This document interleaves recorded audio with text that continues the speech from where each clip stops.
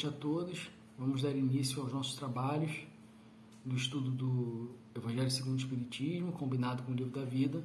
E antes de iniciarmos nosso trabalho, vamos fazer a nossa prece de abertura. Agradecendo a Deus, a Jesus, a Teresa d'Ávila, aos espíritos amigos e fraternos que nos abençoem, nos protegem, nos intuem, tanto na preparação quanto na execução desse estudo. Rafael, Birajara, que nós possamos, Senhor, termos uma ótima noite inspirada para que todos nós nos elevemos para o caminho do bem, para o caminho do alto, para Jesus. Que assim seja, graças a Deus. Então, meus queridos irmãos, hoje nós teremos esse estudo do livro Evangelho segundo o Espiritismo, capítulo 11, o item 5, Dai a César o que é de César. E é um item muito importante, né? Nós temos aí Dai a César o que é de César em versículos de Mateus e Marcos na Bíblia. E é um item muito profundo que muitas vezes nós nos atemos apenas à parte material. E nós precisamos nos aprofundar nesse tema, porque dentro daquele item existem muitos conceitos importantes que até hoje nos afligem e nos impedem para que nós possamos alçar voos maiores dentro da nossa caminhada espiritual.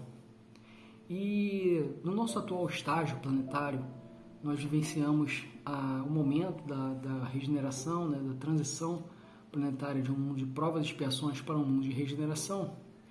E é justamente nesse momento em que os nossos ânimos ficam um pouco mais exaltados, porque nós temos, de um lado, o chamamento mais próximo, mais ferrenho de Jesus, para que nós possamos trilhar o caminho do bem, né, o caminho da regeneração, o caminho do arrependimento. E por outro lado, nós temos o nosso homem velho nos aprisionando ainda às nossas más inclinações, às nossas más tendências, às nossas paixões. Então é um momento de muito cuidado, de muita reflexão, de muita meditação, em que descuidos e algumas vezes pequenos momentos de vacilações nossas podem levar a uma queda espiritual ou mesmo a um momento de exílio do nosso planeta Terra. Então, nesse momento, eu gostaria de começar esse estudo pela parte em que fala que os fariseus eles foram até Jesus para comprometê-lo. E isso é muito comum, né? Muito comum dentro do nosso estágio evolutivo ainda atual, nós querermos comprometer alguém, né? Usar de artifícios, de ardis, de armadilhas, para que a pessoa, né, caia naquela armadilha e nós possamos, né, desmoralizá-la ou desmoralizar aquilo que ela pensa. Então a gente tem que tomar muito cuidado, né? Dentro da doutrina espírita, né, a gente ainda vive ainda um processo de transição também, né, do aprendizado intelectual para as práticas realmente espirituais, para a prática da caridade, enfim, para a vivência do Evangelho. Então, esse início é muito importante, né, porque os fariseus eles já foram para Jesus para o tentar, para provocar um escândalo. Por quê? Porque naquela época, assim como nos dias atuais, ninguém gostava de pagar tributos. E, obviamente, os judeus estavam muito incomodados, né? Os judeus eles se achavam injustiçados, né, pela dominação romana. Obviamente, eles pagavam tributos altíssimos para manter o Império Romano e foram até Jesus, sabedores que Jesus iria ficar numa situação difícil para respondê-los. Afinal, se Jesus falasse que não pagar os tributos seria o caminho que eles deveriam adotar, né, ele estaria sendo um subversivo, ele estaria afrontando o império, afrontando a autoridade real da época. E ao mesmo tempo, se Jesus falasse que eles deveriam pagar, né, os tributos, ele estaria convalidando todo aquele abuso, aquela situação de exploração que os hebreus sofriam à época. Pois bem, quando a pergunta foi feita a Jesus, né? Os fariseus perguntaram: é lícito pagar o tributo a César ou não? E aí Jesus, está aqui no versículo, conhecendo a malícia, disse: hipócritas, por que me tentais? Obviamente Jesus conhecia o coração daqueles homens que foram até ele para o tentar, né, para tentar desmoralizar a doutrina do Cristo. Então Jesus pede para que mostrem a moeda com que se paga o tributo e, obviamente, né, pergunta: de quem é esta imagem e esta inscrição? E eles responderam: é de César. Então Jesus lhe falou: dai, pois, a César o que é de César e a Deus o que é de Deus. E aí nós ficamos refletindo sobre essa questão: dai a César o que é de César e a Deus o que é de Deus. E a gente observa que Jesus traça aqui um limite, né, bem demarcado da vida material para a vida espiritual. E nós, né, quando encarnamos, nós temos, todos nós, né, independentemente do grau de evolução em que estamos hoje estagiando, todos nós temos missões diferentes a cumprir, né? Temos resgates a enfrentar, temos dores para também enfrentar, dores essas que são o melhor instrumento, o maior e mais eficaz instrumento de Deus para o nosso progresso. E, obviamente, todos nós, pelas nossas imperfeições, acabamos atraindo situações desagradáveis por escolhas infelizes que nós fazemos ao longo, né, de outras encarnações, mas principalmente desta, né? Os espíritos falam que grande parte das nossas aflições advém da vida atual, não de vidas passadas. Pois bem, quando nós estamos nesse estágio de sofrimento, né? Quando a gente está aqui na matéria, né, vivendo a vida, né, material de César, né, e a gente pode transportar César para qualquer um dos nossos dirigentes materiais, sejam os nossos prefeitos, sejam os nossos governadores, seja o nosso presidente, deputados, senadores, que todos eles são transitórios, todos eles são espíritos que, assim como nós, estão encaminhados e que estão, obviamente, tentando fazer ali o seu progresso espiritual, tendo as suas experiências, e aí não nos cabe julgar. Muitas experiências nós sabemos que são fracassadas e, obviamente, isso terá repercussão espiritual na vida deles, mas, obviamente, nós não podemos nunca perder de vista que a direção planetária está sob o comando sempre de Deus, né, e do nosso governador planetário,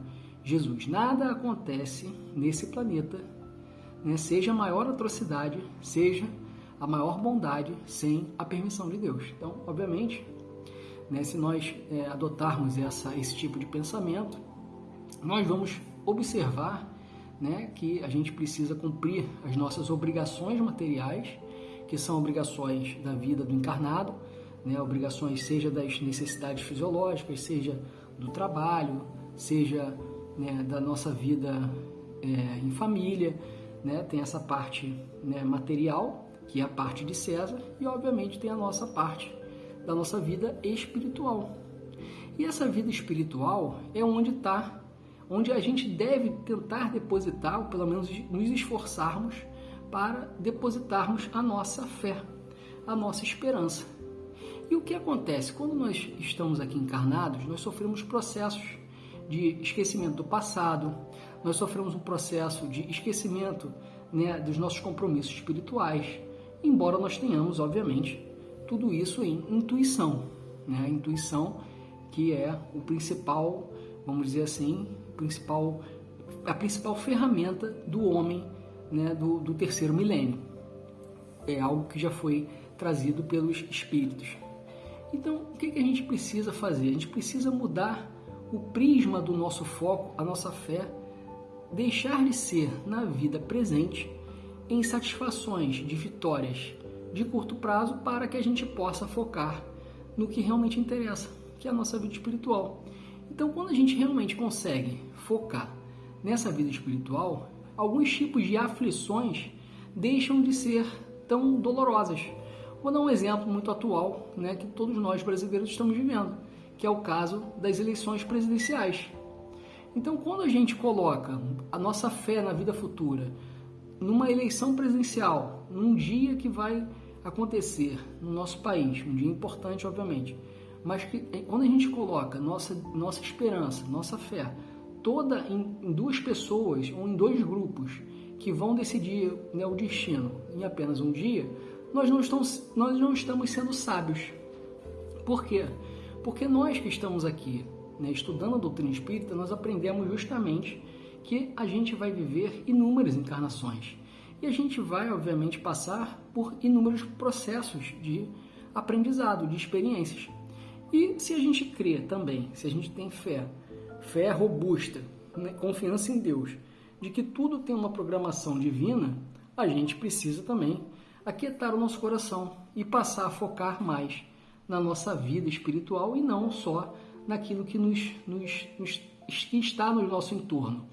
E aí a gente observa também, por conta desse imediatismo da nossa sociedade, nosso inclusive, né? Não estou aqui eximindo os espíritas desse imediatismo, muito pelo contrário. E aí nós observamos que a gente acaba transformando a doutrina espírita numa doutrina também de salvação. Ou seja, não, fulano pensa assim, fulano é bom. Né? A gente rotula as pessoas e isso também não é legal para nós. A gente tem que priorizar, focar em nós mesmos, observar as nossas mazelas espirituais, os nossos desafios e procurar trabalhar isso na nossa vida espiritual, deixando de lado essas paixões que obviamente ainda fazem eco no nosso espírito. Então, eu gostaria de falar, né, desse aspecto, né, do dar a César o que é de César e a Deus o que é de Deus, especialmente para a gente focar nesse dar a Deus o que é de Deus, que é justamente a promessa do Cristo. Né? O Jesus não prometeu a glória na terra, até prometeu uma glória futura, mas Jesus fala da vida futura, da vida espiritual.